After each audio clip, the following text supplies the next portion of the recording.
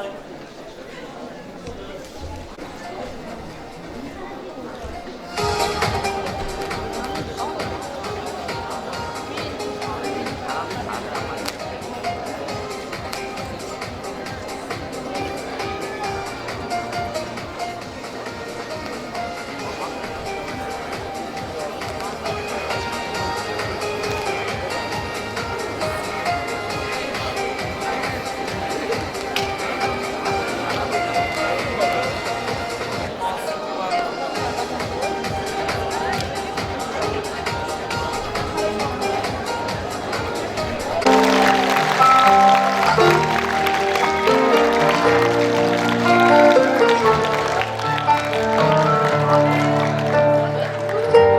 10 күн толғайды, өмірге мені жолдайды.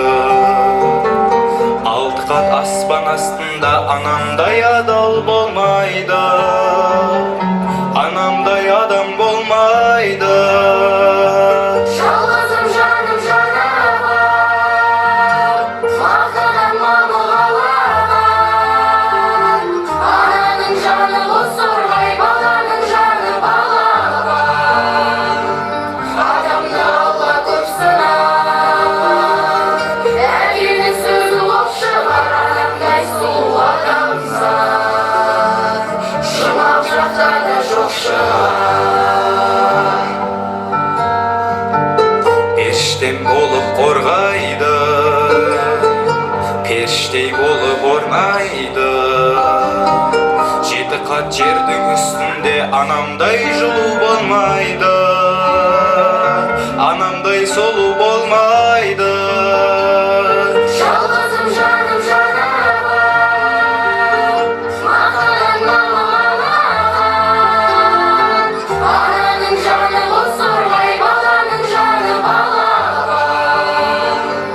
Адамды Алла көп сынар, әкенің сөзі оқ шығар, адамдай сұлу адамзат, жұмақ жақта да жоқ шығар.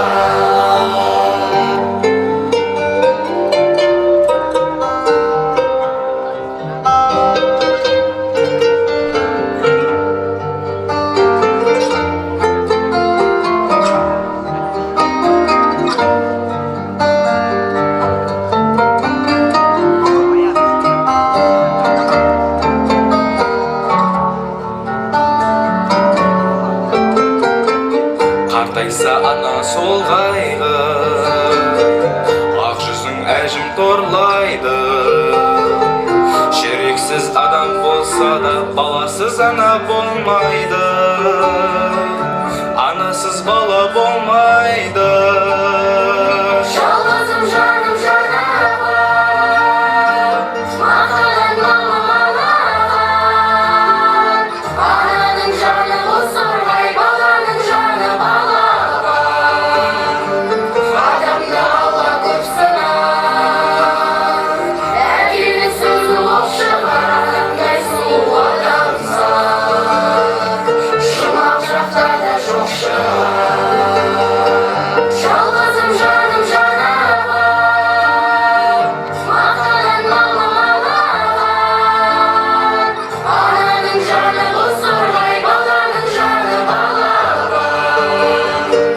Адамды Алла көп сынар, әкенің сөзі оқ шығар, адамдай сұлу адамзат, жұмақ жақта да жоқ шығар.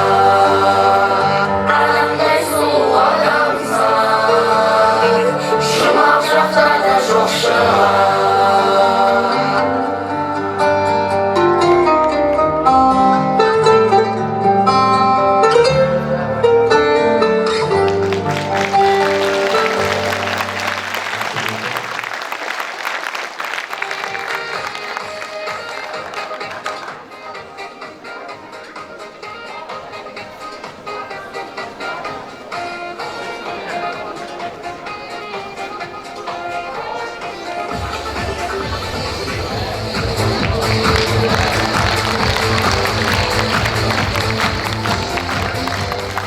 Қайырлы күн, құрметті өнерсүйер, өлеңсүйер қауым.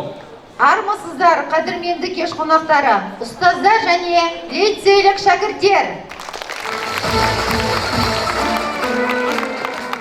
Өлеңмен іздеп, ғаламның ғайып барманын атты әдеби сазды кешімізге қош келдіңіздер.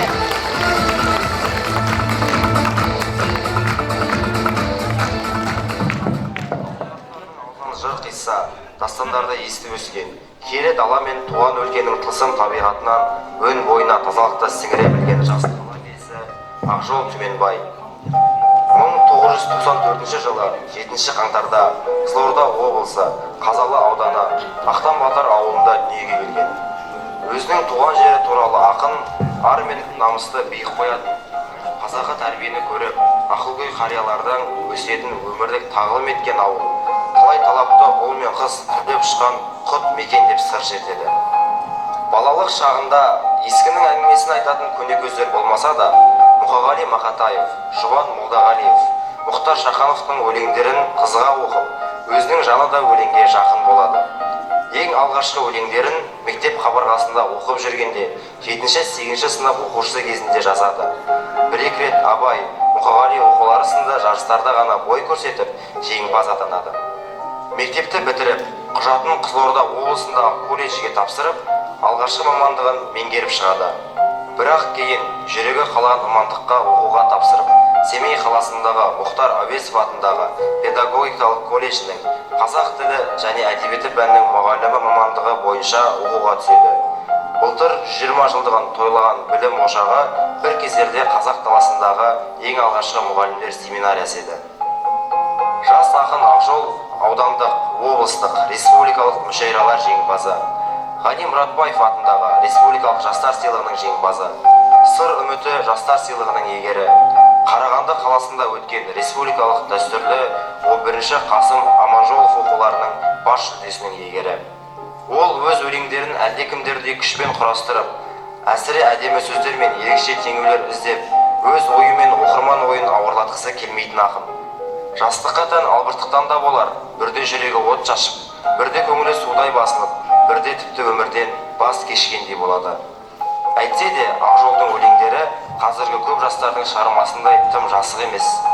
Айтар ойын ашық жеткізе білетін жас ақын қажет тұста іркілмей, кесек түйіндерді шымыр шумақтарға сыйғызуға бейім.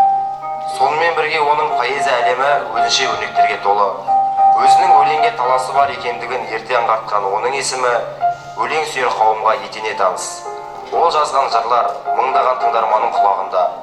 Жас ақынның қаламынан туған туындылар эстрада әншілерінің хит әндеріне айналуда.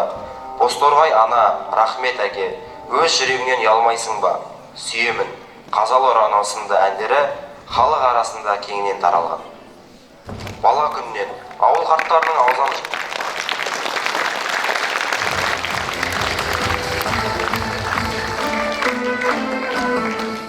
Құрметті ұстаздар мен оқушылар, көрсетілген деректі фильмнің негізгі кейіпкері бүгін бізде қонақта.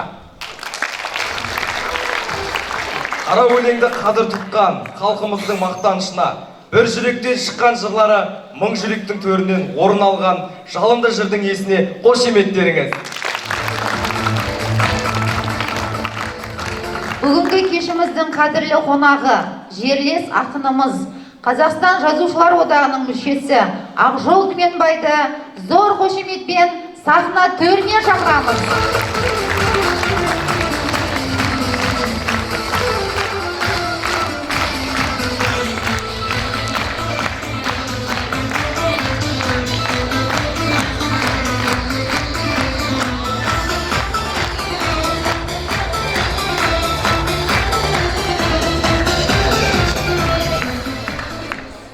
Құрметті Ақжол мырза, жақсылар мен жайсаңдардың табаны тиген алтындар ұстаханасына айналған білім ордамызға қош келдіңіз.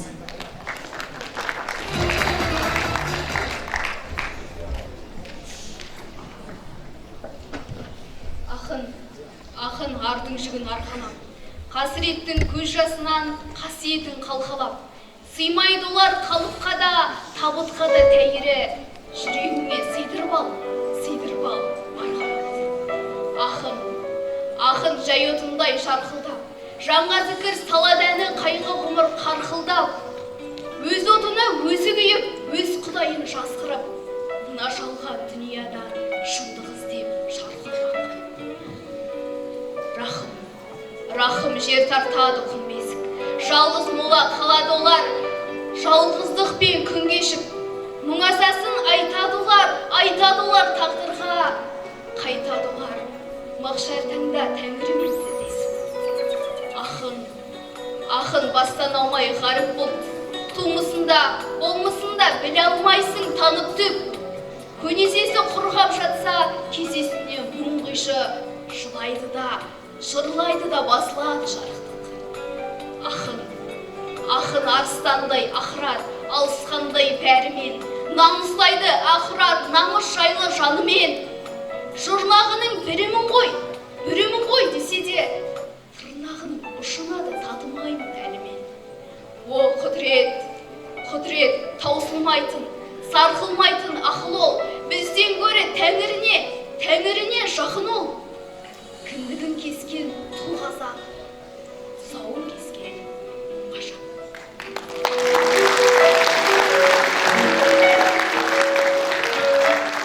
Ей, мені менсінбегендер, қатардан кемсің дегендер, тағдырым талқандалғанда жалынып келсін дегендер. Мен әлі адам боламын, барлығы есімде менің. Кешіріп, кешірмегенің, сендерге сыйлайды біреу бақыттың көшірмелерін. Сонда да алаң боламын. Түк емес амалдың бары, таптырмас ғаламның мәні. Жылайды саналы жанар, күледі адамның бәрі. Мен үшін текке еліңдер. Бекінбей жеке бір кеуде, өкінбей өтемін деуге, барлығын қалдырамын да, өмірден кетемін менде. Сол күні өкпелемеңдер.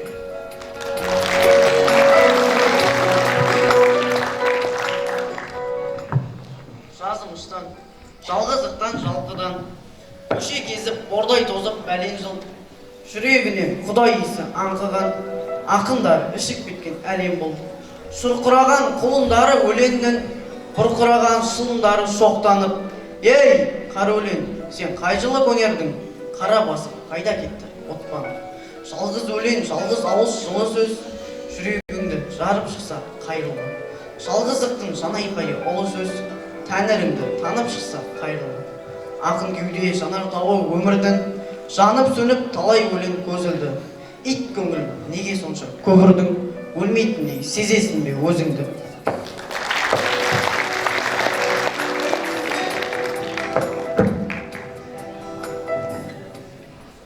Жаратушым ақын бар ма ақында, жермен көкке сыйдырмайсың себебі.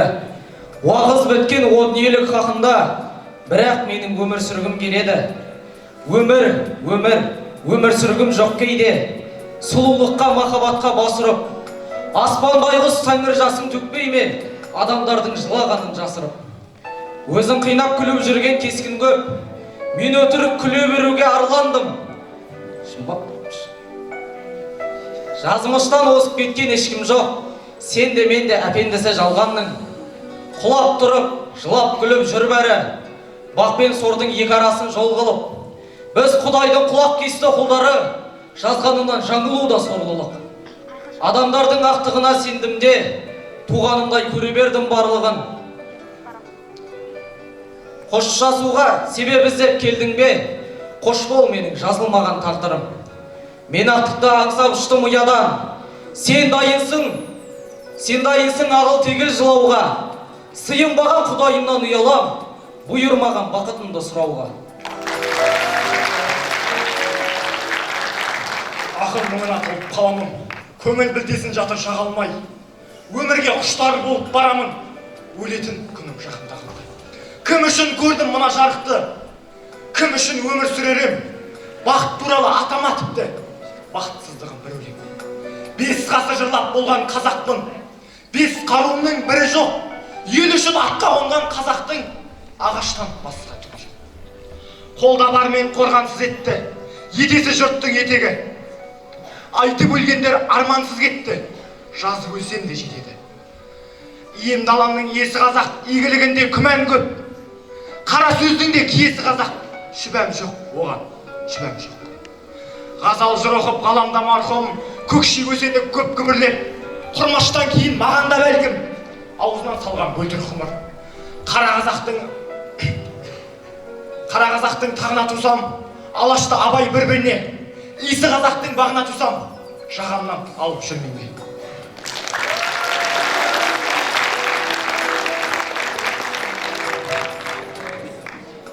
Қарға ғұмыр тағдырмен тілдестіріп, жалған тірлік жасайды күлмес қылық. Сорпаң барда қайнайтын сорың емес, қорқауларға қасқыша күн кештіріп. Жырдам етіп жатқандай арғы қауым, аманаттан мүмкін ғой қарғымауым. Қабағанның түспеймін табанына, қабағанның таққасын қарғыбауын. Ей жетіскен, сен болсаң қайтер едің, моласына мұңшаған қай төбедің. Өрлігіңнен қайралған намысымен, балталайын ажалдың бәйтерегін. Бастан өткен базынан маған мәлім тірлікке таланғаның. Кешір көке, кеш туған ұрпағыңды, тағдырыңнан тәбәрік ала алмадым. Қаратаудай қадыры қазалының, естіртпеген елөксіп қазал үнін. Алатауы Абдулла марқұм еді, жазары жыр, жарықтық ажалының. Тәлімсіз ол тарихын күмергенге, ақындардың аңсайды ол ертеңде. Жетіскен жыр жұртының жүрегінде, тыныстайды өлмеген өлеңдеуде. Жаңғырғаса қасық жыр тамызатын, мүсіркеуді сүймейді нағыз ақын. Тастан соққан тас мүсі не тайыры туылмасы нағыз сендей нағыз ақын. Жырдан ғұмыр жасайды сұрапылдар, мұқабасын өмірдің ұнатыңдар. Мына жалған ғұмырды жаңылдырған, ажалы жоқ ақиық бір ақын бар. Оны жақсы көріңдер, тірі ақындар.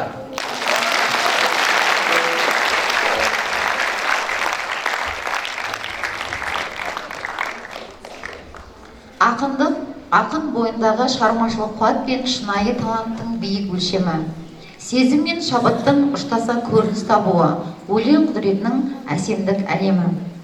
Ақжол мырза, ақындық туралы ой өрбітейік.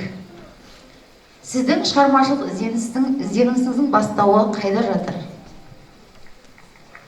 Қайырлы күн, құрметті ұстаздар, қадірменді жас достар. Қазалының алтындар фабрикасы дейді ғой бұл қасиетті шаңырақта сіздермен кездескеніме қауышқаныма қуаныштымын. Алтын уақытты бөліп келгендеріңіз үшін алғыс білдіремін шын жүректен.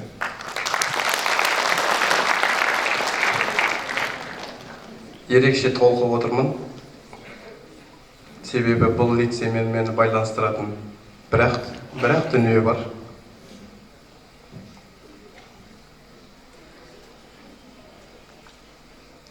Енді жарықтық әбекең бар кезде осы жердің баласы құсап жүретінбіз.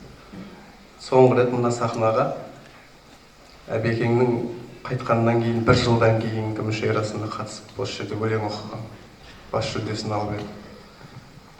Мен үшін бір аяулы мекен, аяулы сахна. Ақындық туралы айта берсек әңгіме көп. Мен Өкітай Ерниязов деген бір аяулы ағам бар. Түнде ұшады, күндіз ұйықтайды. Сол Өкітай айтатын еді, жетіскеннен жазады дейсің бе, жетіспегеннен жазады ғой дегендей. Сол көп нәрсе жетіспейді бізге. Сол жетіспеген дүниелердің барлығын өлеңнен, өмірден өлең арқылы іздеу осы мектеп қабырғасында жүргенде басталды. Мені ең алғаш көп адам өзі ақын болып туылады, немесе бір өмірі тағдыры ақын қылып қалыптастырады. Менің ең алғашқы жыр жазуыма себепкер болған, мен 8-ші сынып оқып жүрген кезде бір 7-ші сыныптағы бір мөлдіреген сұлу қызға ғашық болып қалған. Сол қыз мені ақын қылып жіберді деп ойладым. Одан кейін енді махаббат сезімі, үлкен махаббаттан да биік сезімдерге ұласып, қолымызға қалам ұстап, өлең өлкесіне сапар шегуімізге әсер етті.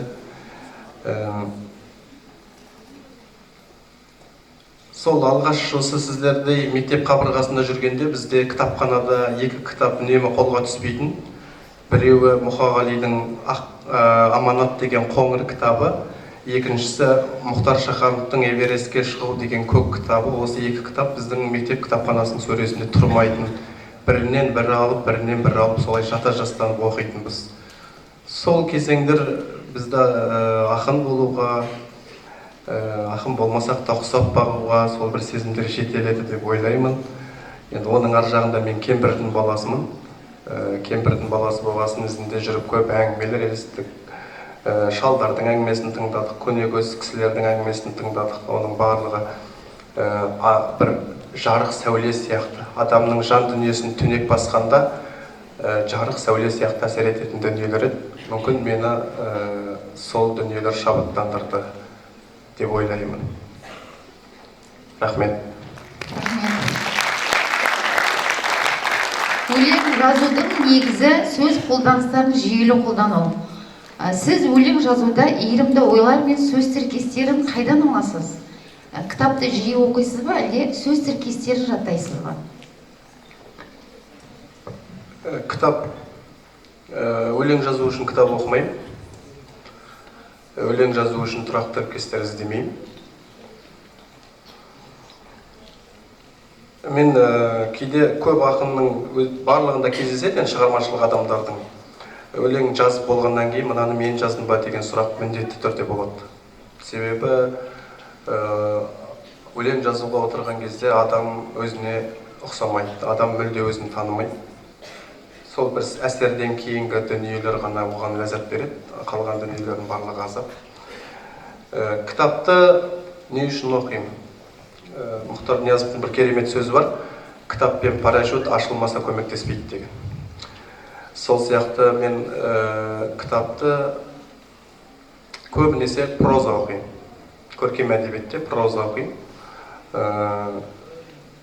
Мына өзі кез келген адам қоғамда көп адаммен араласады, көп көңіл қалады, реніштер пайда болады. Бір ойыңның, түсіңнің бәрі, көретін түсіңнің бәрі қап-қараға айнала бастайды. Бірақ өмір түрлі түстен тұрады, кемпір қосақ сияқты. Қара түске айнала бастаған кезде мен көркем әдебиеттерге жата-жастанып жатамын. Мен өмірдің әртүрлі жарқын сәттерін солай өзімнің ішімде, өзімнің әлемімде жасап аламын. Содан кейін мен адамдарға өкпелемеуге, ренжімеуге, оларға күліп қарауға, мейлінше ізгі ниетті болуға, мейлінше гуманистік көзқарастағы адамға айналуға солай тырысамын. Кітапты сол үшін оқимын. Ал өлең жазған кезде тұрақты тіркес, енді былай келе береді, бірақ көп дүниеде өзің жазып отқан дүниеңді өзің білмейсің. Оқыған, жазып болғаннан кейін ғана мынаны мен жаздым ба деген сұрақ болады. Оның жауабын және таппайсың, және оны түсініп қоймағанда бізге абзал. Кез келген нәрсе түсініп қоймағанға дейін ғана қызық. Кез келген дүние қол жетпегенге дейін ғана қызық, және соған дейін аяулы. Қол жеткеннен кейін, оны түсініп қойғаннан кейін оның көп мағынасы жоғалады. Сол үшін де бұны мен түсінуге тырыспаймын. Керемет, сіздің сырлы өлеңдеріңіздегі сырлы сөздер ол сіздің іштен, жүректен шығады демек. Рахмет. Жақсы. Өлеңдеріңіз өміршең. Сіздің өлеңдеріңізге ән жазылып, қазіргі таңда өнер адамдары үлкен сахналарда орындап жүр. Хит әндердің авторысыз.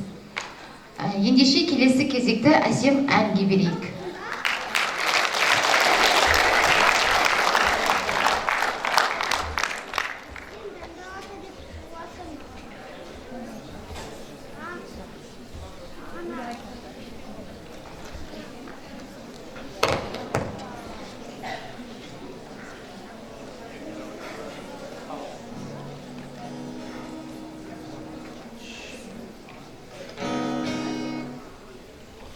Қайырлы күн, құрметті лицейліктер, қош келдіңіз Ақжол-аға. Қазір шырқайтын әнім көптеген тыңдармандардың жүрегінен орын алған, келе сахнаның төрінде көп шырқалып жүрген Ақжол ағамыздың сөзіне жазылған әндер. Қошеметтеп, білетініміз қосылып отырайық.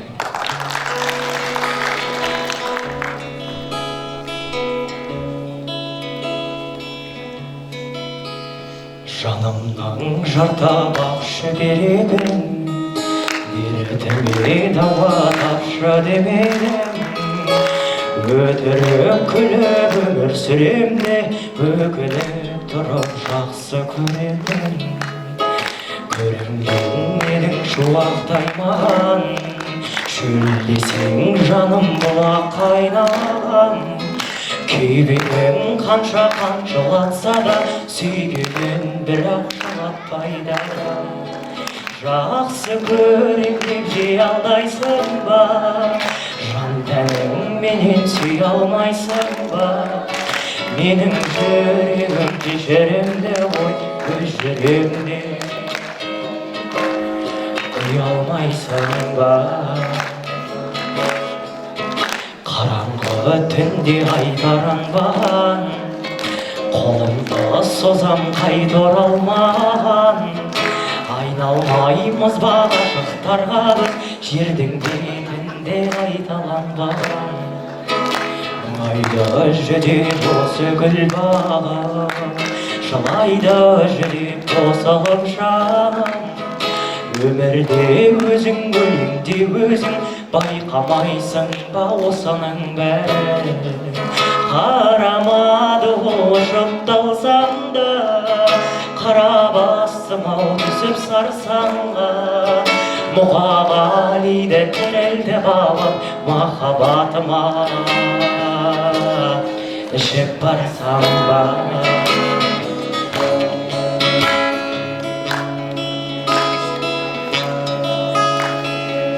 Жанымнан менің жырақ тамаша ұнап қаласаң, қолыңда созшы жүрегім.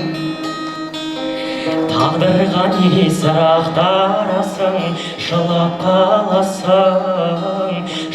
қаласың білемін. Тұрады өмір жаңалықтарда, жалыныштардан.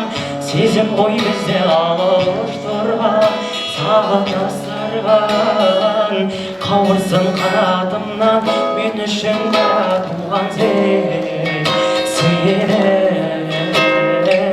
Бір ғұмыр бір өмірмен, жұп-жұмыр жүрегіммен мен сүйемін. Естеліктерден табылмайсың ба, табылмайсың ба? Ең сұлу гүлі тәңірдің, сен мені мүлде сағынбайсың ба, сағынбайсың ба? Мен сені қатты сағындым. Тұрады өмір жаңалықтарда, жалыныштарда. Сезім ғой бізді алып ұштырған, сағыныстырған. Қауырсын қанатымнан, мен үшін нарықта туған сенің. Бір ғұмыр бір өмірмен, жұп-жұмыр жүрегіммен мен сүйемін.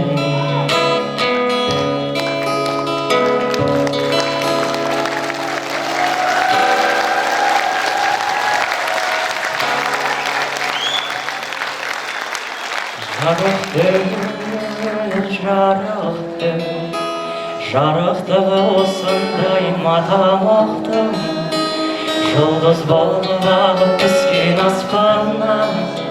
Сенің ғана көз жасыңа ғана ақпан, жұлдыз болып ағып түскен аспаннан. Сенің ғана көз жасыңа ғана ақпан. Екеуміз, неге сонша махаббатқа өтеміз? Жүрегінің тыңдамайтын ақылын, жер бетінің ақымағы екенбіз. Махаббатты кінәлаймыз бекербіз. Көк аспан, бір басыма бақта сорда таласқан. Сынық айдың сәулесінде үмітпен, тағдырымды іздеп жүрмін адасқан. Сынық айдың сәулесінде үмітпен, тағдырымды іздеп жүрмін адасқан. Екеуміз, неге сонша махаббатқа өтеміз? Жүрегінің тыңдамайтын ақылын, жер бетінің ақымағы екенбіз. Махаббатты кінәлаймыз бекербіз. Өз жүрегіңнен ұялмайсың ба?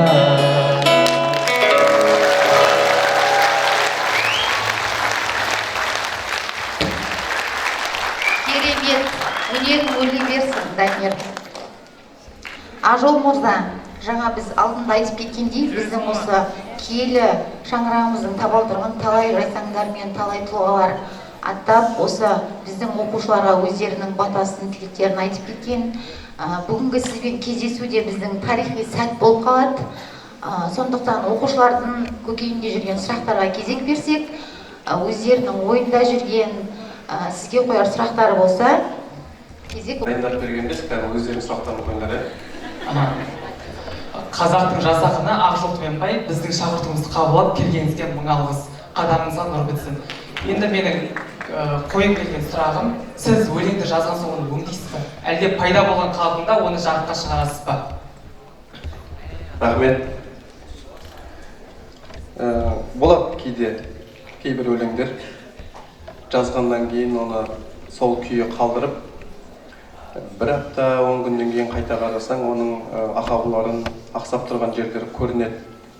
Бір демде келген өлеңде міндетті түрде сөздік қолданыстарда, әдебиеттік масштабтың ішіндегі дүниелерде немесе бір логикалық ойларда қате кетіп жатады. Сол үшін оны кейбір өлеңдерді солай кейде қайтадан қараймыз.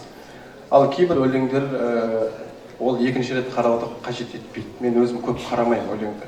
Сол жазылған күйінде қалады. Мысалы жаңа айтты ғой, сол өз жүрегінен ұялмайсың ба айтқан кезде барлығы жаңағы Мұқағалиға ішіп барсам ба деген шумақты айтқысы келе береді, бәрі бір қатты ішкісі келіп жүрген адам ұқсап. Ол ішкен көмектеспейді негізі деп. Мысалға сол сөзді де көп адамдар маған қайта қарауды ұсынады. Жоқ, мен оны қайтадан қарағым келмейді. Ол солай аяулы, солай ыстық болып қалды. Басқа шумақтары бар, оны айтпайды. Міндетті түрде Мұқағалиға ішіп барсам ба деген шумақты айтады. Ол мүмкін солай қалу керек болды менің түсінігімде. Маған Мұқағалидың қорынан да звондады, Мұқағалидың ауылынан да звондады, Мұқағалидың ұрпағы да хабарласты. Бұл өлең шыққан кезде маған хабарласпаған адам қалмады. Ана Мұқағали жылау еркек деген баланы сабаған ұқсап, блогерді бір сабады ғой, албандар апарып. Сондай ұқсап маған көп кісі хабарласты. Бірақ мен айттым енді. Мен бүгін махаббатқа ішіп бардым. Бардым дағы отырдым қарсы қарап. Ол да отыр түрі жоқ хәл сұрамақ. Сұқтанған жат көздерден жасқандым да, тайып тұрдым қашанғы хәл шыдамақ деп Мұқағали өзі айтты ғой. Рас қой. Енді оның ешқандай өтірігі жоқ. Мен де мүмкін Мұқағалиға сөйтіп ішіп барғым келген шығар деп. Сол сияқты дүниелер болады. Қарайтын өлеңдер бір тарихи тақырыпта болса, мен қараймын. Себебі бізде тарих, оның ішінде әсіресе оқиғалардан, немесе бір әсіресе рудан қате кетсең, қатты аяқ жейсің қазақтың арасында ше. Сол тарихи танымдық дүниелерде қайта қарауға тырысам, ал өзімнің лирикалық, басқа жеркін тақырыптағы өлеңдеріме мүлде қайтадан қарамаймын. Сол күйі қалады. Рахмет сұрағыңа.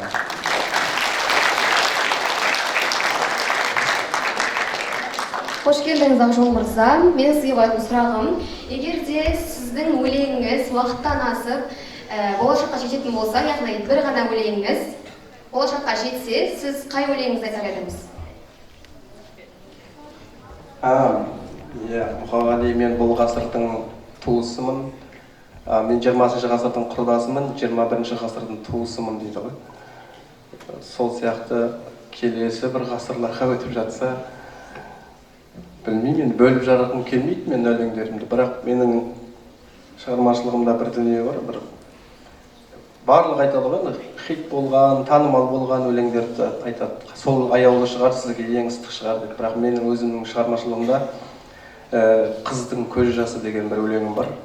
Менің үшін ең аяулы өлең сол. Мен мүмкін келесі уақыттарға сол өлеңді қалса деп ойлайтын шығармын.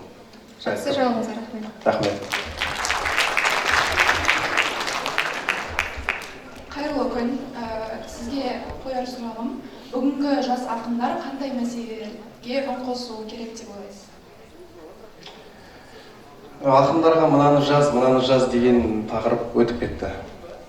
70-ші, 80-ші өткен ғасырдың 70-80 жылдарындағы әдебиет жасаған көп жазушы, шығармашылық адамдар идеологияның тапсырмасымен жазылған дүниелер болды. Партияны жаз, басқаны жаз, Ленинді жаз, Олар идеологияның нағыз құралына айналған қауым болды. Өкінішке орай көбісі құрбан және сол саясаттың. Қазір шығармашылық адамдар идеологияның құралы емес, қуанышқа орай әрине. Тиісінше біз осы кезге дейінгі жүргізген, өсірген қоғамның нәтижесінде қазір тек қана шығармашылық адамдар емес, жалпы протесттік көзқарастағы адамдар көбейді. Түсінесіздер ғой, протесттік көзқарастағы адамдар көбейді.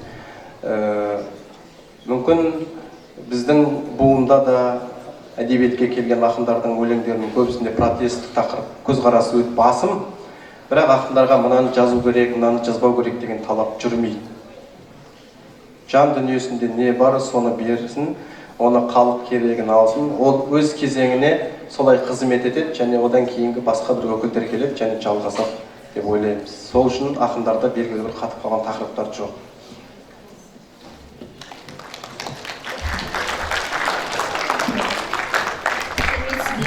Осы жерде сізді көріп тұрғанға шын жүректен қуаныштымын. Менің қояр сұрағым осылай. Өлең өлкесіне келген жасөспірімдерге жағдай білім артудан басқа қандай кеңес берер едіңіз? Рахмет. Мен өзімде жоқ ақылды біреуге айта алмаймын негізі. Себебі өзімде жоқ ол ақыл. Енді бір ғана дүниеге абай болу керек, қалам ұстаған шығармашылық адамдары, ол сөз энергия, сөз құдірет.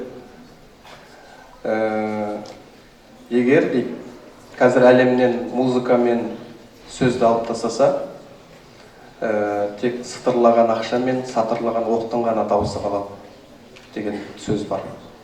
Сосын көп шығармашылық адамдар бағана айттым, мен неге оған сенем сөздің құдіретіне.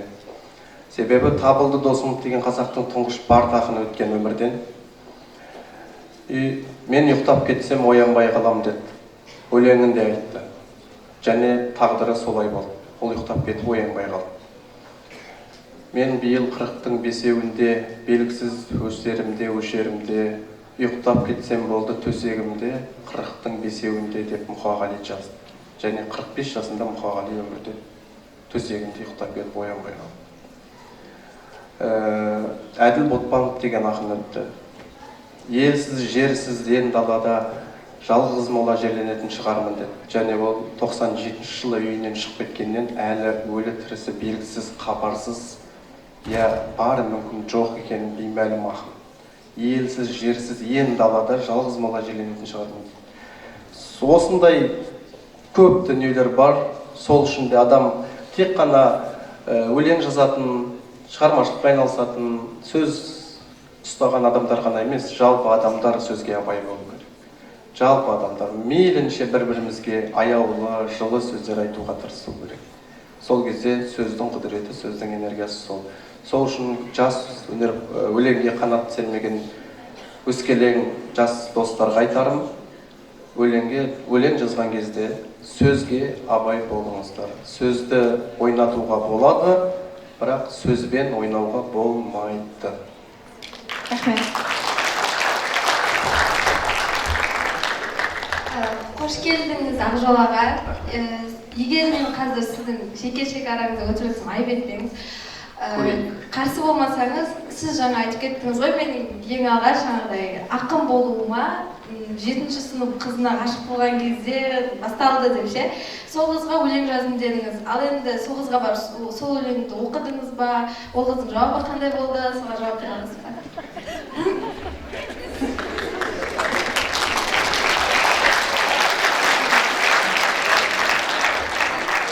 Рахмет. Менің алғашқы жазған дүниелерім көбісі сол қызға арналды. Және өкінішке орай ол қыз маған қарамады. Шынымен ол кезде менде қарайтын түрі де жоқ, әлі де жоқ қой негізі. Түрі де жоқ, кескін де жоқ, жалғыз өлеңім бар. Ол кезде менде өлең ғана бар, басқа ештеңе жоқты.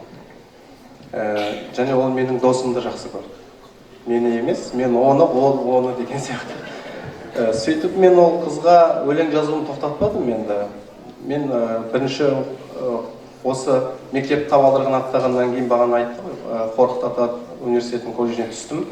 Содан 2012 жыл есімде, мен сол уақытқа дейін бір блокнотым болды жазып жүрген. Сол блокнотты таусуға қараған кезде, соның ішінде менің алғашқы махаббатыма, алғашқы ой жазған өлеңдерім, жалпы сол кезде жазған өлеңдерім барлығы мен 2012 жылы жоғалтып алдым. Таксиде ұмытып кетіп, содан кейін мен ол өлеңдерді таппадым. Қазір ол қыз мүмкін менің шығармашылығымды іздеп, ана әндердің арасынан өзін көргісі келетін шығар, бірақ оның ешқайсысы жоқ.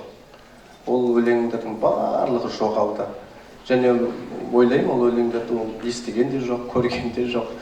Мүмкін солай болып қалғанда дұрыс шығар деп. Ал қазіргі кейінгі шыққан, жарыққа шыққан, танымал болған, сіздер айтып жүрген, әнге айналған өлеңдердің барлығы бұл менің өсіп, толысып, содан кейін бір есті махаббатқа душар болған кезде бастап жазған өлеңдерім. Мына өз жүрегіңнен ұялмайсың ба деді ғой. Ол негізі мен ол кезде ауылдамын. Ауылда қой бағып, шөп орып, отын шауып, кәдімгі. Сөйтіп жүрген кезде бір қызға, мен қызға ғашық болсам ғой, басқа кімге ғашық болсам. Сол қызға махаббатқа душар болып жүрген кезде ана жазылған өлең, ол жыға деп жазылған. Ол кезде Мұқағалиға еліктеп, лыға, жыға деп, мен енді алфавит тауысатын әрпім бар өлеңдердің ішінде. Сөйтіп жыға деп жазғам. Ол кейінгі содан осы сахнада да оқыдым, талай жерде оқимыз. Соның бәрін сұрайды, қызық қой енді бәріне, жы деген кім дейді маған. Сосын мен айтам, жыным келетін адам ғой. Сол сияқты алғашқы махаббатқа жазылған өлеңдердің барлығы солай жоғалды, кетті. Өкінішке орай, мүмкін қуанышқа орай. Жақсы, рахмет. Әрбір адамның тұлға болып қалыптасуына оның ата-анасының алар орны ерекше. Әрқашан баласына қолдау білдіріп, балаға жақсылық тілейтін ата-анамыз барлық құрметке лайықты.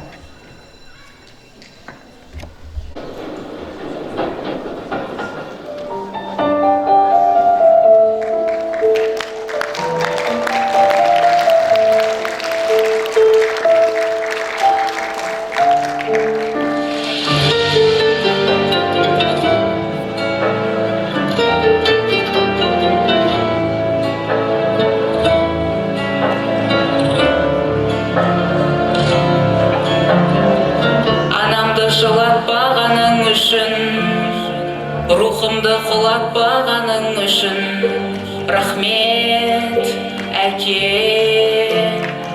Балам деп өбектегенің үшін, жамандық үйретпегенің үшін рахмет, әке. Қорғансыз тастамағаның үшін, ниетті ластамағаның үшін рахмет, әке.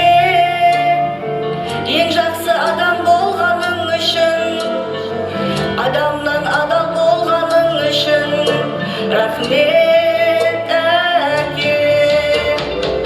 Әкем деп айтатын анам, әкем деп айтатын адам, барға да шүкір. Әкемнің раббысы болған, әйнемнің раббысы болған, Аллаға шүкір.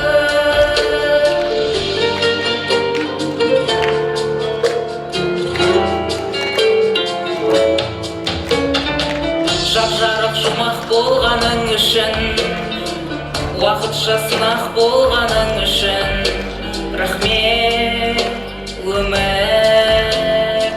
Тағдырды таңдамайтының үшін, адамды алдамайтының үшін рахмет, өмір. Әкеммен қауыштырғаның үшін, анаммен таныстырғаның үшін рахмет, өмір. Бар жоққа бөленбейтінің үшін, барлығын дәлелдейтінің үшін рахмет, өмір. Әкем деп айтатын анам,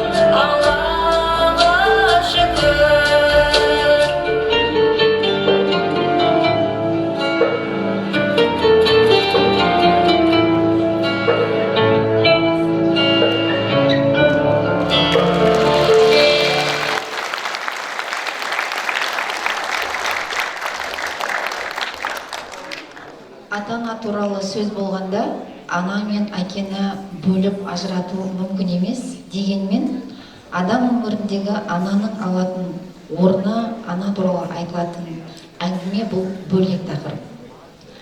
Алып та анадан туады, даңқы шыққан батыр да, атақты ақын да, ұлы тұлға да асыл анасына қарыздар деп білеміз. Анаға деген мәртебелі аттың қасиеті мен киесін айтып жеткізу мүмкін емес. Бүгін менің апамның туған күні атты өлеңіңізді жазу арқылы анаңызға үлкен сый жасадыңыз деп білеміз. Ана арманның орындалған тұсы да осы шығар. Ендеше бізге, осы залда отырған көрермендерге осы өлеңіңізді өз орындауыңызда тыңдасақ, және басқа да сырлы жырларыңызды өз аузыңыздан тыңдап, бір құлағымыздың құршын қандырсақ.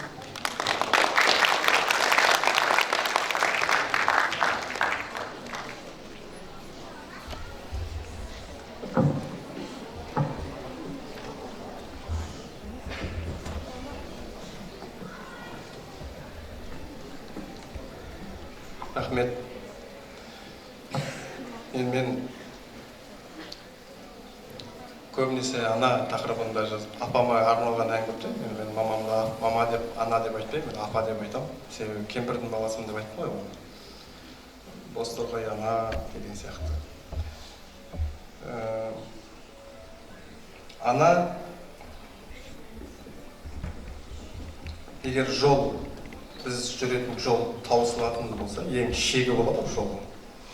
Біз өмірдеміз, өмірдің шегіне, жолдың шегіне жеткен кезде, қасыңа қараған кезде, екі адам болса қасыңда, оның біреуі ана. Егер бір-ақ адам болатын болса, қасыңда қалған сенімен бірге, ол тағы ана. Мен солай елестетемін. Жолдың шетінде, өмірдің соңында кез келген қиындықта, кез келген жаманшылықта сенің жалғыз жанашырың болуы мүмкін, ол ана. Мен басқа өмірден аксиома көрген жоқпын. Осы әкенің сөзі о, жұмақ ананың табанының астында болғанмен, әкенің қабағының астында, иә, жақсы, бірақ бәрібір Алладан кейінгі мейірім шапағаттың иесі ол ана мен үшін. Енді әркім үшін әрқалай, бірақ мен үшін солай.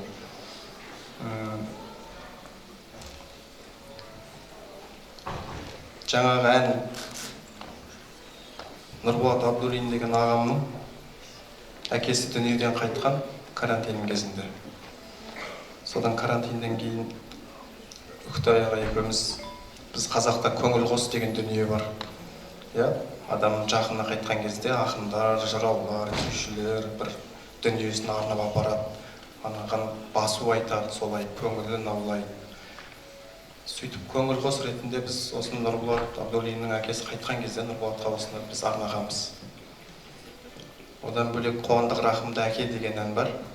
Оны Үктай Ерниязовтың әкесінің туған күніне арнағанбыз. Мен әлі өзім әкеме арнаған өлеңім жоқ екен. Оған ренжитін шығар еді кісі. Баяғыда айтатын, мен шамалы әң қызық болсын сіздерге. Мен бағана айттым ғой, мектеп бітіріп, осы шаңырақта тест тапсырдық қой біз. 125 болмау кезде. Біз оны түсімізде көрдік. Сіздердің оқушыларыңыздың екеуінің біреуі көріп отыр ғой, 125 бол деген. Содан осы жерден 87 ұпай жинаған мен ұлттық бірыңғай тесттен. Сосын өзімнің армандаған мамандығыма ол бал жеткіліксіз. Мен түсе алмадым қазақ тілі әдебиетке. Содан ауылда қатарымның бәрі оқуға кетіп жатыр. Мен ауылда қалғым келмейді. Студент болғым келеді, қалаға шыққым келеді. Содан ауылда шөп орамыз ғой енді. Сол шөпті орып 500 болып пішен саттық. 45 мың теңге ақша берді маған. Сосын бір дорбамды алдым. Сосын әкем мен шешемнің менің ақылы оқытатын да жағдайы жоғын көзім көріп отыр. Сосын айттым әке-шешеме, мені жіберіңіздер, мен өзім оқуға түсем. Қалаға барам, оқуға түспесем жұмыс жасаймын. Мен ауылда қалғым келіп тұрған жоқ қазір. Содан 28 август күні ауылдан шығып кеттім. Уже 3 күннен кейін сабақ 1 сентябрь. Мен әлі оқуға түскен жоқпын. Қызылордаға барып, таңнан кешке дейін табаным тозып оқу орнын іздедім. Барлығы толып қалған ғой. 28 август күні бос орын болмайды ғой өзі. Содан кешкісін 5-ші корпустың алдына келіп отырмын. Қолымда бір гамбургер бар, оны ерсем алуға. Тоқаш деген досым бар қасымда. Бір апай келіп, не қылып отырсыңдар дейді. Сосын оқу іздеп жүрміз дедім. Оқуға түсе алмай қалып едік, барлық орын толып кетіпті апай деген. Бір құдайына қараған кісі екен, 1000 жас ақыр. Балам бір жол бар деді, бір оқу бар. Сол кезде бір 2020 деген ба, 2020 деген ба бағдарлама болып жатыр. Ауылдан жолдама келсе, сен осындай оқуға түсесің. Бірақ мамандықта орын бар. Қандай деп едім, сварщик деді. Сосын сварщик болса сварщик деді. Маған студент болу керек, не болғанда да қалған көп тұрған жоқ.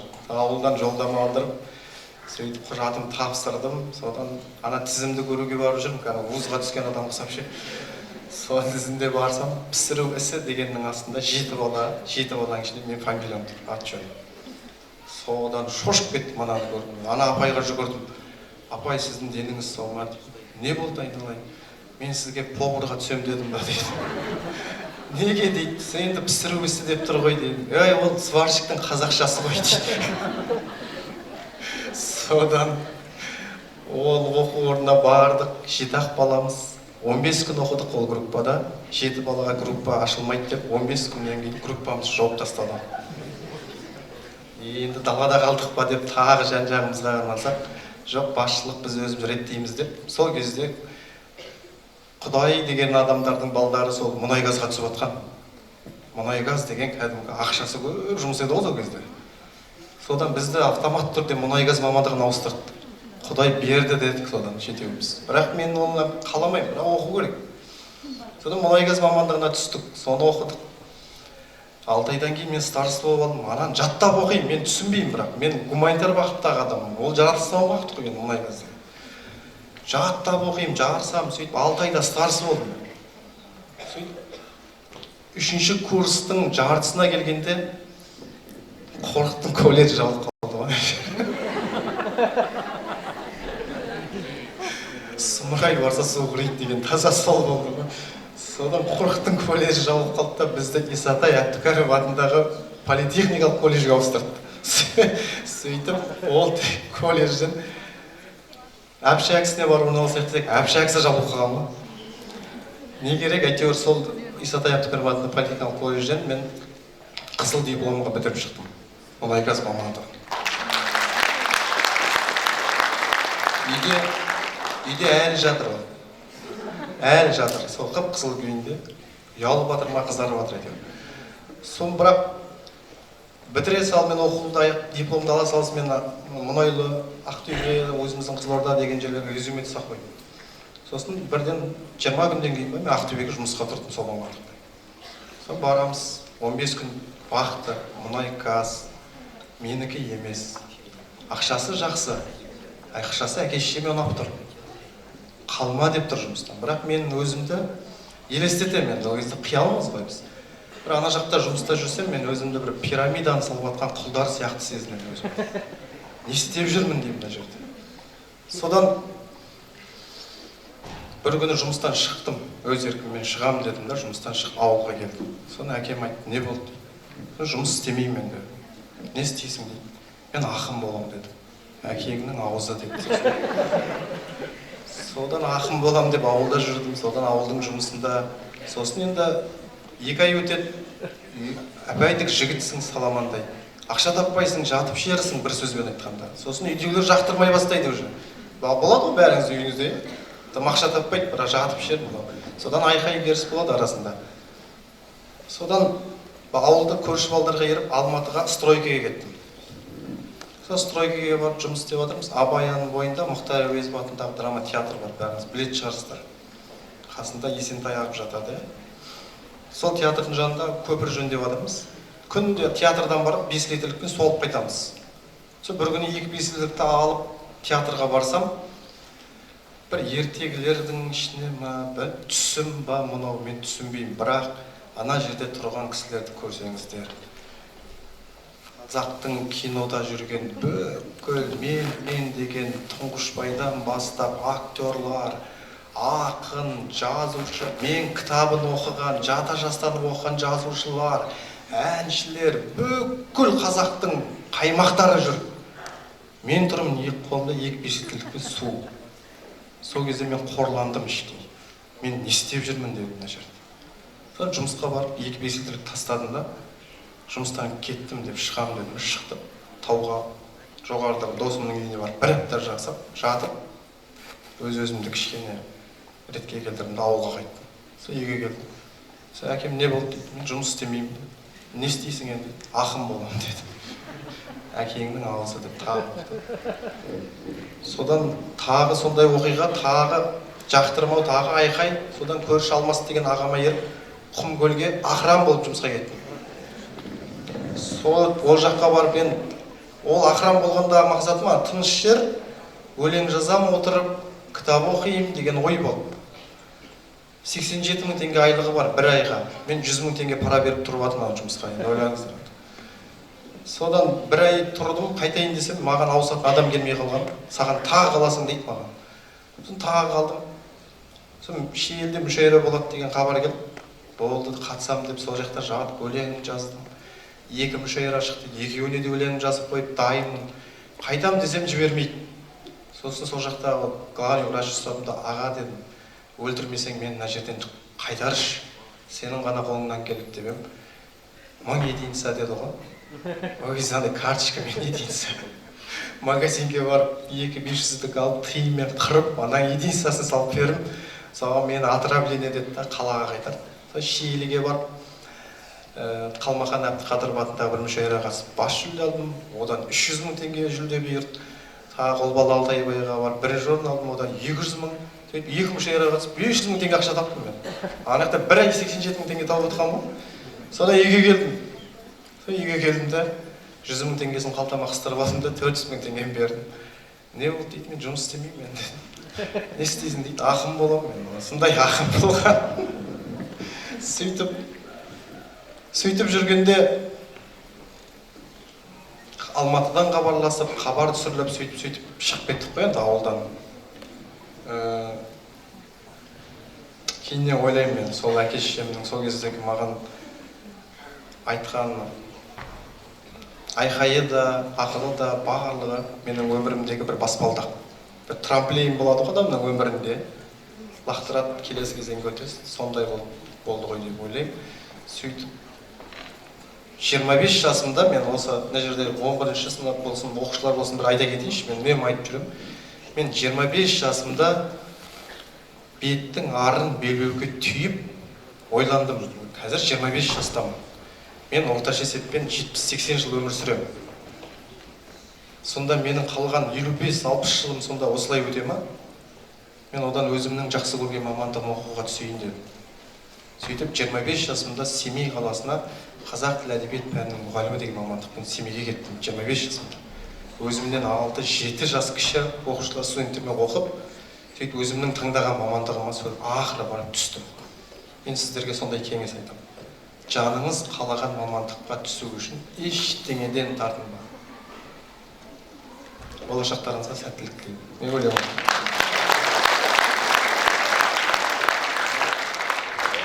Бүгін менің апамның туған күні. Ол сол жаңағы кедей кепшік кезім ғой. Шәлің аяқ, қара табан. Апамның туған күні ертең 6 наурыз, бір аптадан кейін апамның туған күні. Сыйлық алып беретін ақша жоқ. Жұрт сияқты менде гүл апарып бергім келеді, менде шоколад апарып бергім келеді. Бірақ жоқ. Сосын менің қолымнан не келеді? Өлең жазу келеді. Сосын бүгін менің апамның туған күні деп өлең жаздым. Балалық ай, балпаңдап жазым басқан, тағдырыма мехнат жазылмастан, мына менің табаным жарақатсыз, ал апамның маңдайын әжім басқан. Қадір қашқан менен де ұятын алып, аспан неге жылайды жияқталып, ажарына апамның әжім түсті, әжемді жеңген тағдыр сияқтан. Көрмейсің бе тірліктің тербелуін, мен өмірге алмаған келді өмірім. Есім кетіп әлдей мен есілінге еңбек деуден басталдау пенделігім. Апа, Мен қырт өмірді көксемедім. Көксемеуге бар еді көп себебі. Тоймай қалған қозыдай дүре тиіп, етегіме оралып өскен еді. Шөккен еңсе, ақ түскен тау ғұмырға, кәрілік кәрленеді жау қырында, аяғыңның астында аят болған жұмақтың иісі бар жаулығыңда. Мысқыл күлкі, мүжіген мүрде мұңды, көбейген қара өмір кімге нұрлы. Бүкірейген апама қарап білем, мен кімнің арқасында жүргенімді. Тар құрсағын кеңітіп құндақтаған, емізген, еміренген қымбат адам, тас емшегін жібітіп таңдайымды, ана сүтінен құрғатпаған, мен апамның жастығын ұрлап барам. Қазақ үй, қарт атана, тентегі бір, күрмеуге келмей қалған келте ғұмыр. Әне міне дегенше түгесілер әжем айтқан әй жалған ертек өмір. Сөнді жұлдыз, құба таң бозарды да, болмай отыр болмайды мазам жүді. Апамның туған күні өткен сайын әжем келе береді көз алдыма.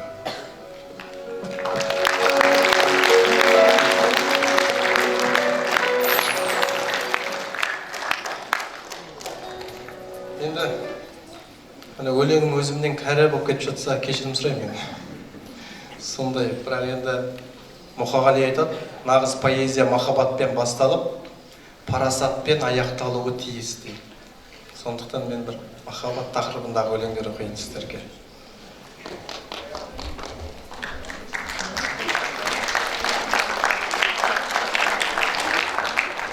Әдебиетті жақсы көретін достар болса біледі, әдебиетте Жұматай Жақпаев деген қазақтың ғажайып ақыны өткен, өмірлік музасы Ләйла деген қыз болған.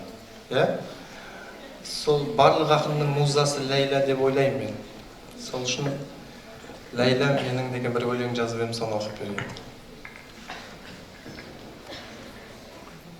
Ләйла менің ажарың аспандағы айдан керім.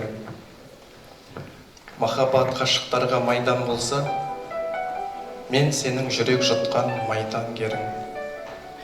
Жеңілді мұң, жаныңда жаным тыныш сенің гүлім.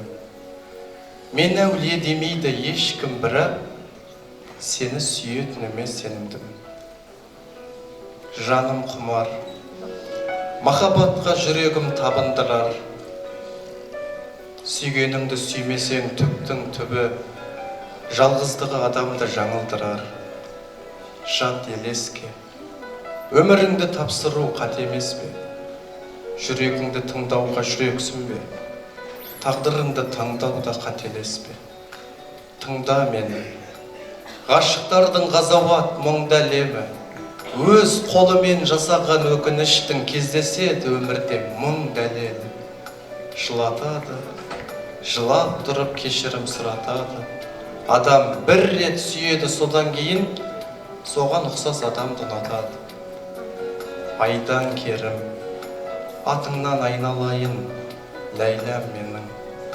Махаббат майданында шейіт болсам, Ләйлә деп бітсе ғой, қайран демім, Ләйләм менің.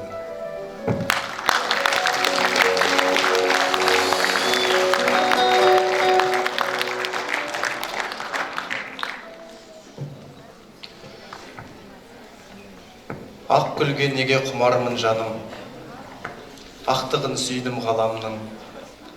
Ақ жолда жүрген шығармын жаным, ақ сүтін емдім анамның. Қосылмай кеткен қос ғашықтардың, жетем епке ақылы, сүйдім де сосын достасып тындым, қоштасып тындым ақыры. Айнымас досым жалғыздық болған, сәтсіздіктер де баянды. Жер бетіндегі жалғыздықтардан жүрегім ғана аяулы. Айда жылайды, қайран қалғанмын, тамады гүлге шық қайғы, жүрегі тасқа айналғандардың көзінен жас та шықпайды. Оңаша десең, боз үй табармын, кеудемде менің көп күмбір, махаббат жайлы музыкалардың мелодиясы мөп-мөлдір. Бақытты болғым, уақытты жеңгім келеді менің. Шығады бір күн адал дем. Бақытты болғым келеді менің, өзімді сүйген адаммен. Бақытты болу қандай мағына, үміті нәзік бәрінің. Қош келдің менің маңдай бағыма, жүрек бейнелі жарығым. Тыңдайсың кімнің жастық өлеңін, қара көздерің мөлдіреп. Мен сені жаным жақсы көремін, алғашқы және соңғы рет. Керемет. Ақжол мырза, сізді марапаттау үшін арнайы қонағымызды ортаға шақырайық.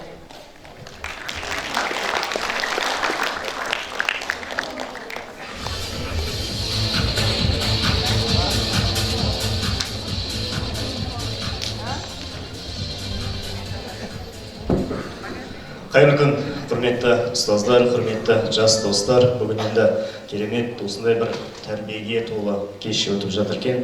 Ең алдымен осындай кешті ұйымдастырған осы лицейдің әкімшілік ұжымына үлкен алғыс білдіремін. Керемет. Ақжол енді өздеріңіз білесіздер, қазір осы жастардың арасындағы біздің Қазалыдан шыққан деп қазір біз марқайып, мақтанып айтып жүреміз. Әрине, әрбір жастың осындай елдің арасындағы өзінің талантын танытатын керемет жандар болуына тілектеспіз. Енді Ақжол жаңа үлкен, Ақжолдың байқасаңыздар көп әңгімесі жаңағы Абайдың сөздері сияқты ауыр, кейіннен барып түсініп жатасыздар. Жаңа көп жаңағы осы енді қазір залда отырған оқушылар ғой көбісі мамандыққа байланысты айтқан бір ауыз сөзі, бір том кітапты бір ауыз сөзбен әдемі жеткізіп берді. Ақжолмен біз енді замандаспыз, Қызылордада да, осы елде де бірге өскен. Сондықтан енді қазір Ақжол республикаға белгілі, қазір Ақжолдың әндерін осы эстрада жұлдыздары таласып жүріп алатындай деңгейге жеткен. Сондықтан енді қазір сіздердің уақыттарыңызды алмай, біз енді 2024-ті қорытындылаған кезде осы Ақжолға үздік ақын номинациясын бергенбіз. Енді ол кезде Ақжол іссапарда болып алмай қалды. Қазір енді осы сіздердің алдарыңызда үздік ақын номинациясымен Ақжол Түменбайды марапаттауға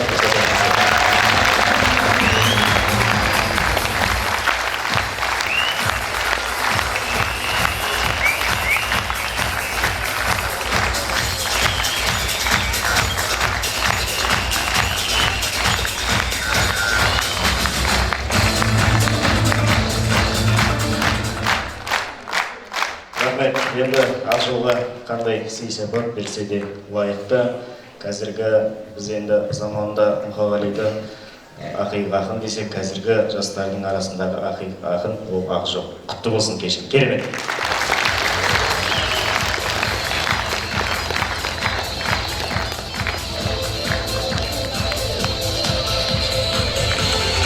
Марапатыңыз құтты болсын, Ақжол мырза.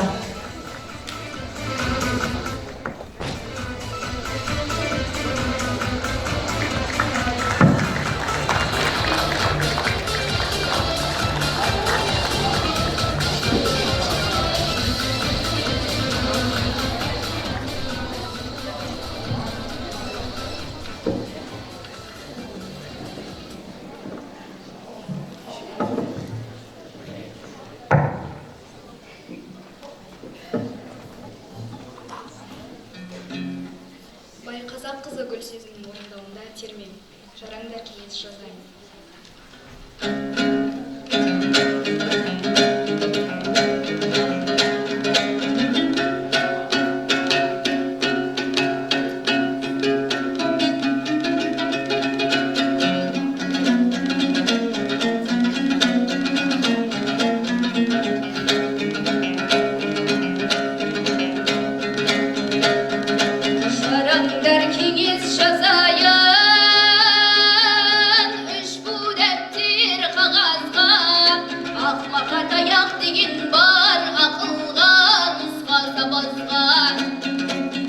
Ағайын болсаң тату бол, әуес болма аразға.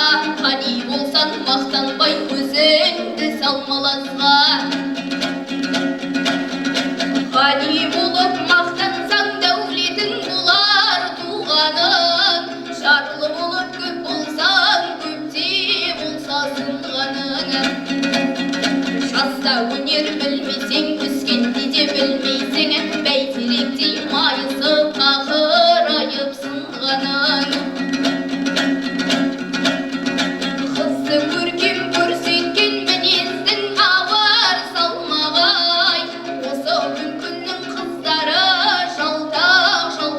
айды біреу де барлай алмаған.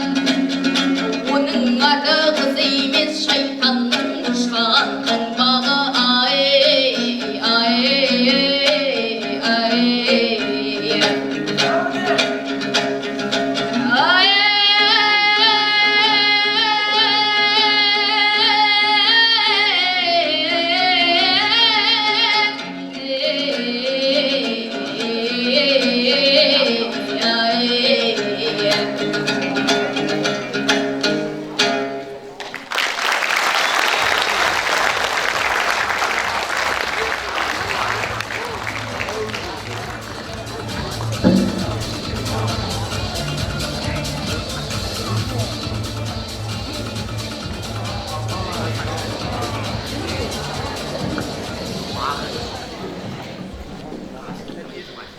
Абдулла Сапар ағайымыздың қазақ деген ол мемін атты өлеңін оқып берейін, қабыл алыңыздар. Намыстың туын нақұрыс қана ұстамас, қорлыққа қорқау, көздері жұмып қарайды, өрелдер ғана өктем желдерден ықтамас, өрелдер ғана аразаттығын шынайы бақыт санайды. Арылымнан туған бөлтірік адамның көнбес қолына, қыранның орны көкте тек қарғаның кірмес тобына. Құлагер қазақ қамданып жердің үзген сынжырын, Тәңірі қолдап бұл күні тізгіні тиген қолына. Ақтарманның ақтаңы тұмшаланған түн емес, егеменді еліміз деп жүрмейік бұл елес. Қазақ деген алдаспан намасына жаныған, қазақ деген құдірет құлақ кесті құл емес. Қазақ деген алдаспан арына ғана бағынар, басына біткен түймедей соры, бармақтай ғана бағы бар. Қазақ деген ол менмін, мақтанайын деп едім. Тақсырға емес тағзым қып Тәңірге ғана бағынар. Уа ғаламшар, танып ал.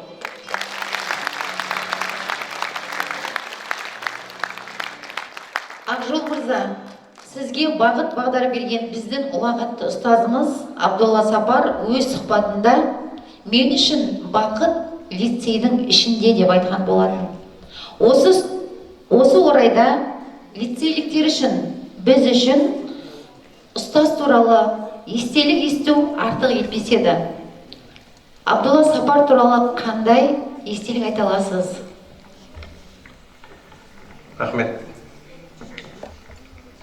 Ғанида кетті жас жалын, Мәдина кетті жазмышынан қасқағым.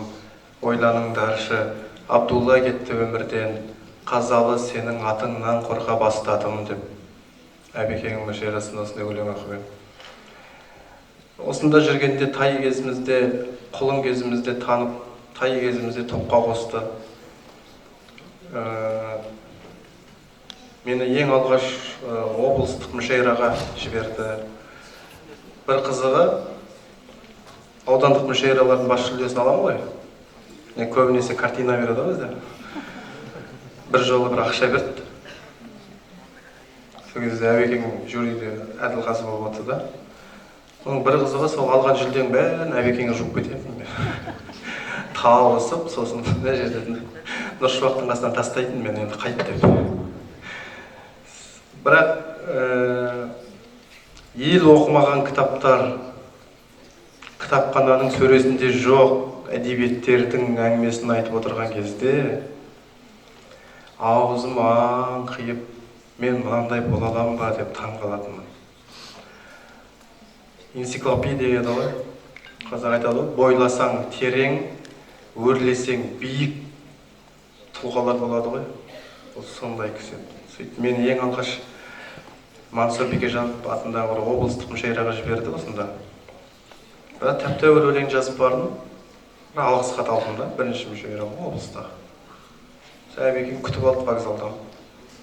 Не болды деді. Алғыс хат деді. Ят деп бастап боқтайды ғой. Ят деп боқтады да сосын.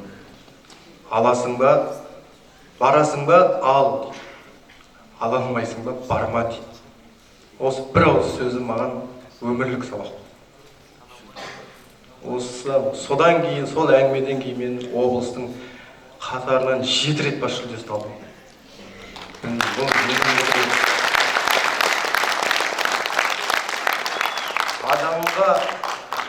Адамға жанам деп тұрған балаға от берудің ең озық үлгілерін білетін адам ғой. жанам деп жаңғысы келіп тұрған баланың тұтандыруға қайсысына сөз әсер етеді, қайсысына таяқ әсер етеді, бәрін біледі ғой. Сөйтіп маған ең алғаш сөйтіп облыстық мүшәйрадан алғыс хат алып келген кезде айтқан сөзі. Содан кейін мен бүкіл болмысыммен әбекеңе еліктеп, дәл осындай восьмилянка кием, пальто кием. Мен Алматыда осылай Абдулла болып жүрдім. Алматыда 2 жыл жүрген кезде Абдулла болып жүрдім. Сол кезде Алматыда әбекеңнің көзін көргендердің барлығы біреуге ұқсатамын деп отырады. Кім десеңіз, Қазалыда Абдулла деген сапарлы жігіт бар еді. Онда ол менің ағам, рухани ағам деп. Сөйтіп, қазір ойлаймын, білім саласында кім Абдулла, екі шексіп қалған жігіттің мәмілесінде жүрген кім Абдулла, ішкі істер департаментінің шаруасының басшысында кім Абдулла, район тема төбелес дегеннің ортасында дәнекер кім Абдулла, ас тойдың басында кім Абдулла, барлық жерде Абдулла. Кейіннен кетіп қалғаннан кейін мен ойлаймын, 10 жігіт бірігіп бір Абдулла жасай алмайтын шығармыз біз. 10 жігіт біріккенде де сол бір Абдулла бола алмайтын шығармыз деп ойлаймын. Sonra Қазалыға, ерекше Қазалыда туған талантты адамдар қыршын кетіп қалады. Мен соған таң қалдым. Сол қазір қорқып жүрмін кішкене. Абайлап кішкене сақтанып жүрмін. Жақсы, керемет естеліктерді естіп, керемет әңгімелерді естіп отырмыз. Рахмет.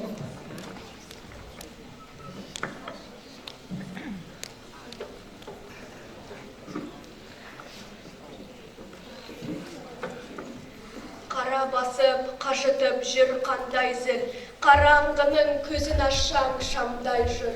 Қара суға қанған шөлім неліктен мейірімге қанбай жүр. Мына жарық кімге жалған, кімге шын, жүректесің, жүрегіммен біргесің. Махаббатқа кей адамдар сенбейді, жолы болмай жүргесін.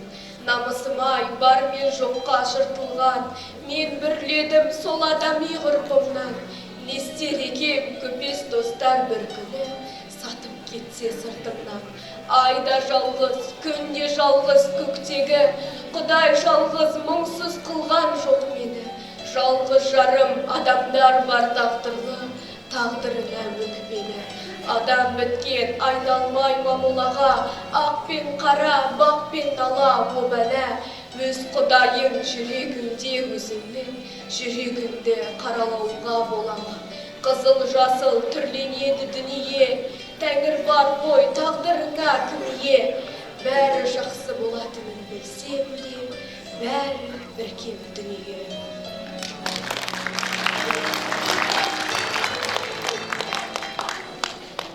Ботадай бозда аспан жылайды, алдайды бәрін түлкімі.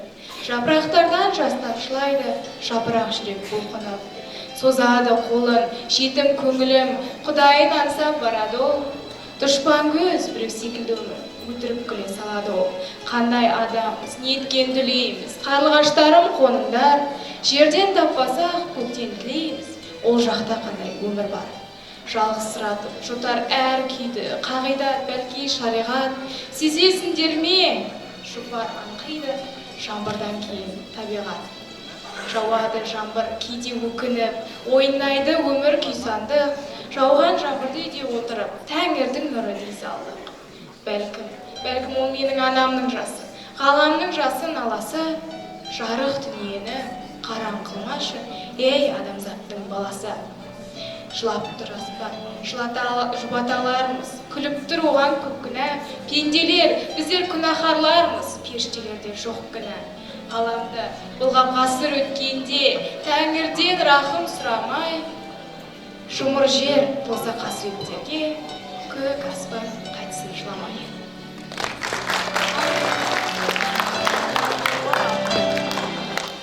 Уа дариға туған жер, алысталам, күрішің кірмегінде ырыс маған, күрішім кірмегінде ырыс маған.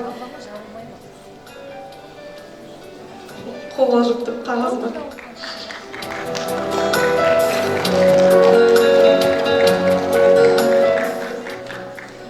Топырағына аунасам жарықтығай, бабамның рухын сезем тыныстаған. Туған ауыл, өскен жер кіндік кескен, азан қазан алаңсыз тірлік кешкен. О патшағар, қарашы мына жұртқа, бір анадан туғандай бірлік кескен. Сақыбайға сап қармақ саламызда, сайын дала төсінде шабамыз ба. Тракторшы әкелер тыным таппай еңбектің нанын терген салаңызда. Аңыз белде, анау бір бозан құмда, талай марқұм көмілген ғазал мұңға, шежіресі шертілген шерлі ауыл бол. Абыз кеуде қарттардың көз алдында. Құдайдың ісін қара қарға мәні. Садаға болған жұртай жанға малы, қара күйі жұқтырмай жаулығына, шешем әлі табаға нан шабаны.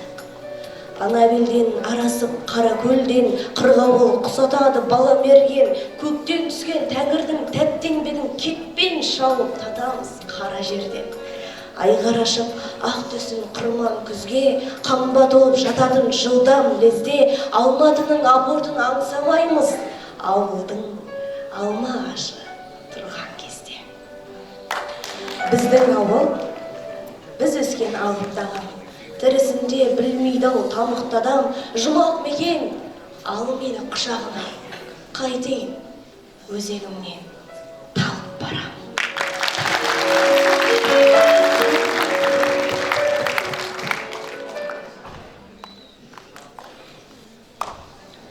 Тәуелсіздік тұмансыз атқан ақтаңдар, тәуекел еткен абылай рухты аттандар, атыраптан аразабын арқалап, топырақтан төбе болып жатқандар.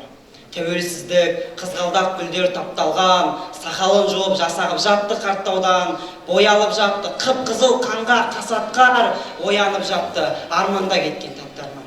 Атадан қалған абыдап мінез арлымын, жаңылған жоқпын жанымнан артық ар құным, бөлтірік ғұмыр бөрінің аңсар тірлігін, тәуелсіздік ол сенің менің тағдырым. Қатпарда қатпар, қан жоса болған қалың ел, бабадан тулап, қарадан шыққан арыңем, адырнасынан азат ойды сарнайды, қабырғасынан сөгілген сайын кәрі бел. Күннің де көзін қаңғыған бұлттар тұмшалап, қазақтығымды, азат күнімді құрсамақ, дүре соққандай дүрлігіп жатыр дүние, құбыла соққан құтырған желде тұрсамақ. Желтоқсан айы, желімен қыстың желпінді, қашанғы жалап, жата береді дертін жұрт, азанда айнап, ажалға айдап арнамыз, желтоқсан айы, боздақтар сүйген еркінді. Атадан қалған, абадан мінез арлымын, жаңылған жоқпын, жанымнан артық ар құным, арым қажып, құлдықтан үзген шідерін, тәуелсіздік ол сенің, менің тағдырым.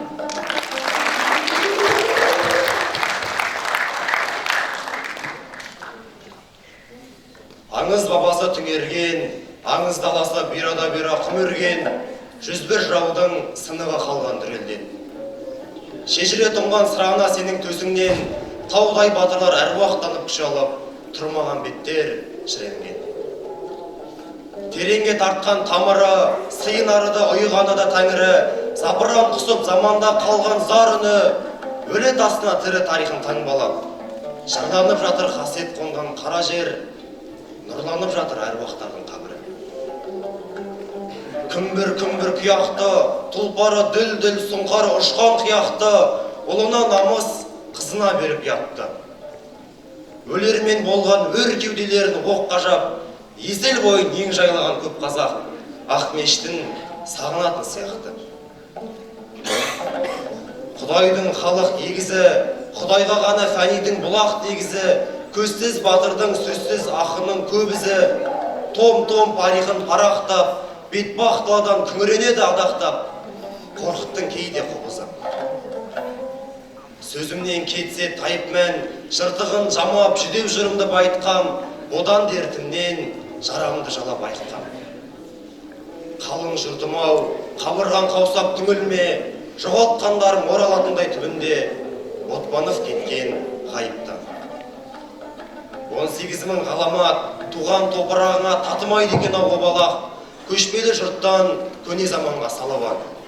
Ит болып тусам ит аяғындамын көп елдің, ер болып тусам ел кегін қорға бөлермін, Аллаға бәрі аманат. Демеңдер мені дүбәрі, бабамнан қалған ата жұртын ғой бұлара, әр төбесінде жәдігер қалған мұрағам. Топырағында тәңір ұлдары туылып, атырабында ұялап жатқан ұлық, қасиетті ғой сырам.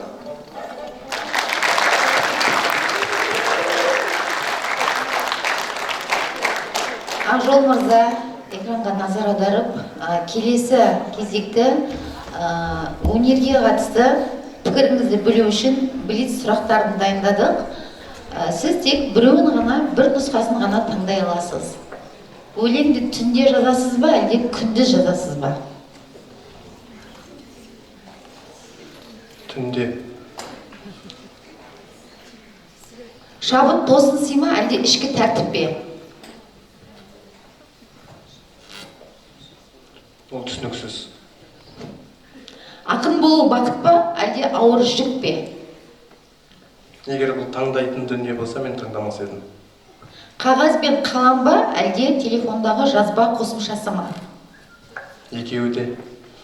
Бүгінгі поэзия айна ма, әлде арман ба?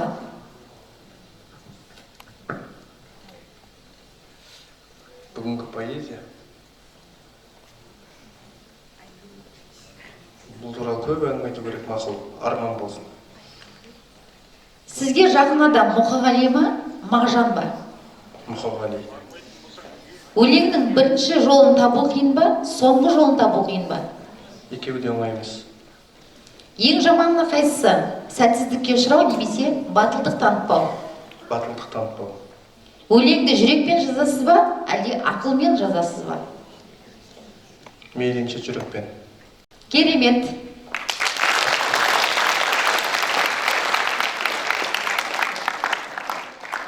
Ақжол мырза, бүгін әдемі кештің куәсі болып, мәнді мағыналы сұхбат жүргіздік деп ойлаймын. Құрметті жұртсүйер қауым, бүгінгі әдеби кешіміздің қонағы Ақжол Түменбайға өзінің ыстық ықыласын арнау үшін ортаға лицей әкімшілігін шақырамыз.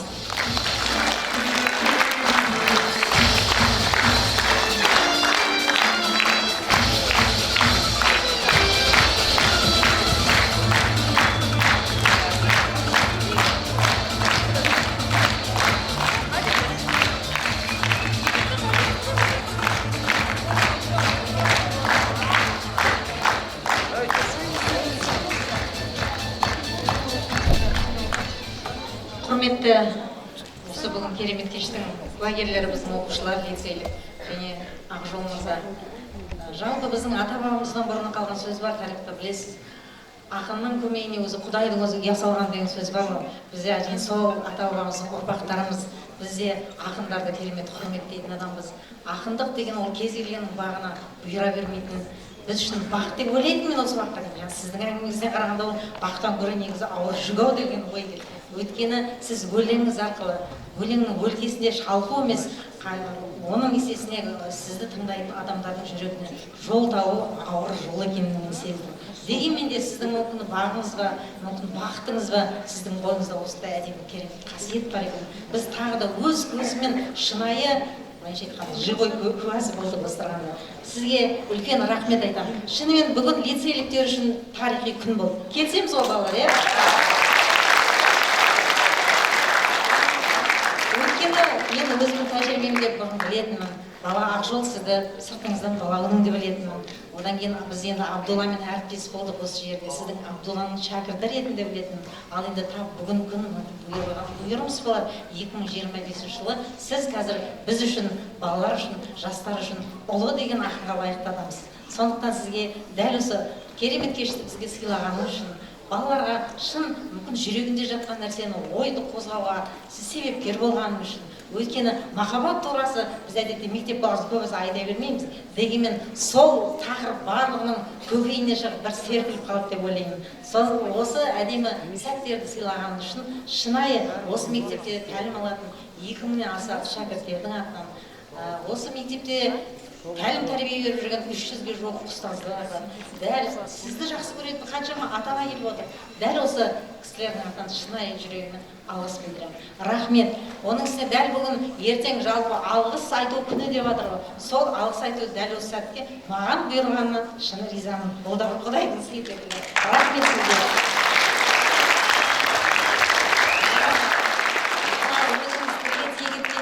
Қазалының атынан қорқам дегенде қазалының атынан қорқпаңыз. Мүмкін сол қазалы сіз қорққан нәрсенің жақсы жағының бастауы сіз боларсыз деген үміттемін. Сіз ұзақ ғұмыр жасаңыз, осындай әдемі талантыңызбен әдемі өлеңдеріңізбен әлі де бүкіл қазақ елінің көңілінен көкейінен шығатын ақын болатыныңызға біз сенімдіміз.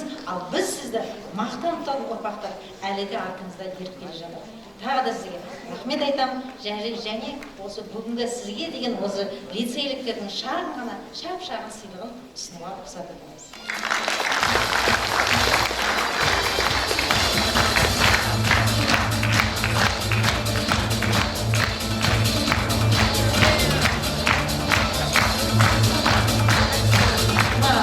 Бүгінгі тарихи күнде сізге беретін сый-сияпатымызда сәл ерекше болды. Байқап тұрған шығарсыз, мынау алтын тұғырда, сырты қасиетті біздің Құран сүрелері бар.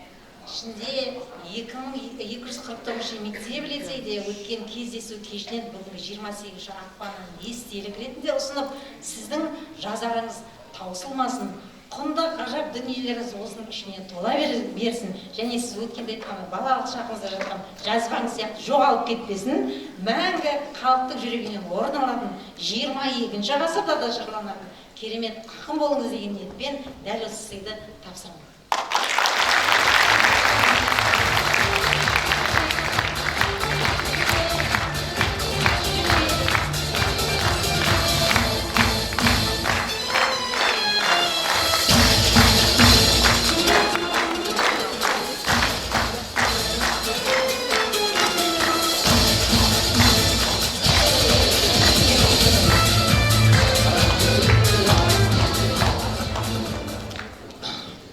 Біріншіден, Ақжол үнімізге үлкен рахмет.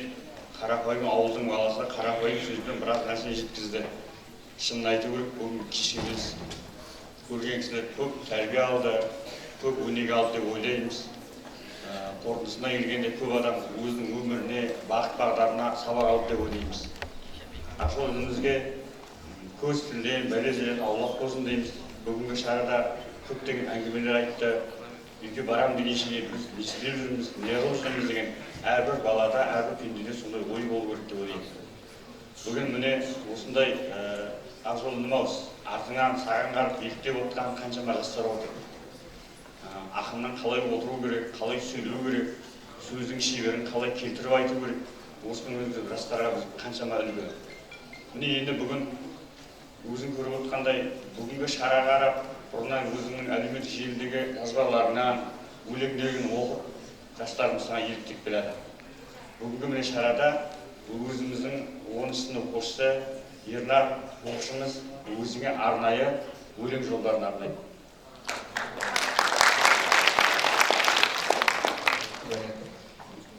Ақжол Түменбайға қонақ болып Ақжол аға келіпті, өлеңдері жүрек мұзын ерітті. Өзің жайлы қысқа жұмақ жазған ем, рұқсат болса, маған да бер кезекті.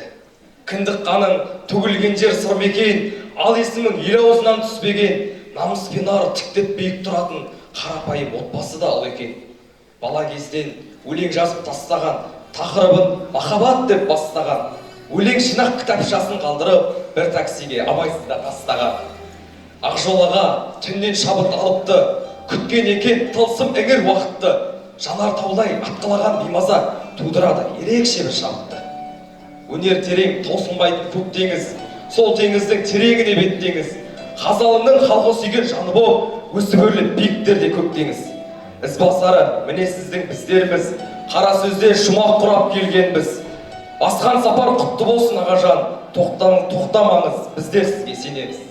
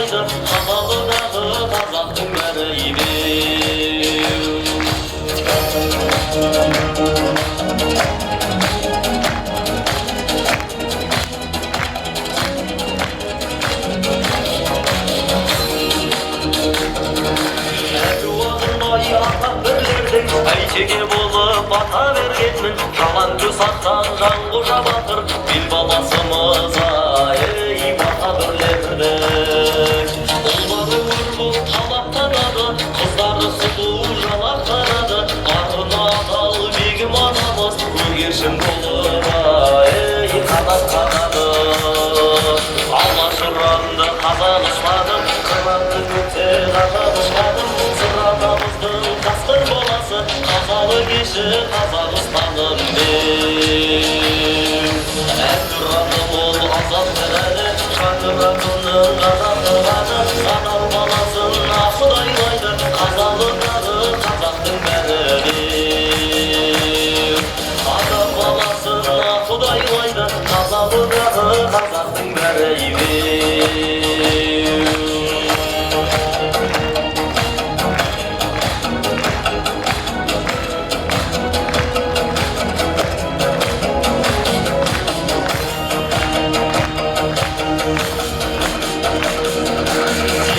Көпес кәрі заманда, ұрпағы үшін абыз алаңда, ақмайын әнші ақын Абдулла, қыршын кетсе де ей ақыз адамда.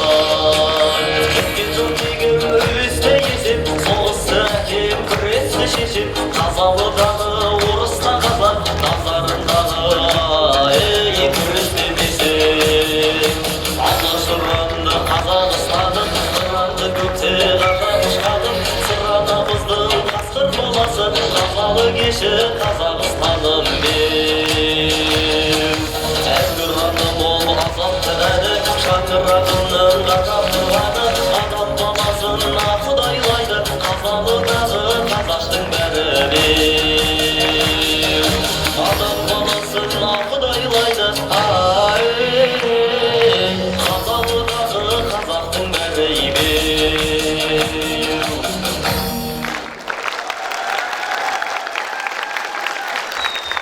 Жүректерге сырлы сезім ұялатып, бүгінгі күні әдемі кеш сыйлағаны үшін Ақжол Түменбайға рахмет айтамыз. Келесі кездескенше күн жақсы болсын.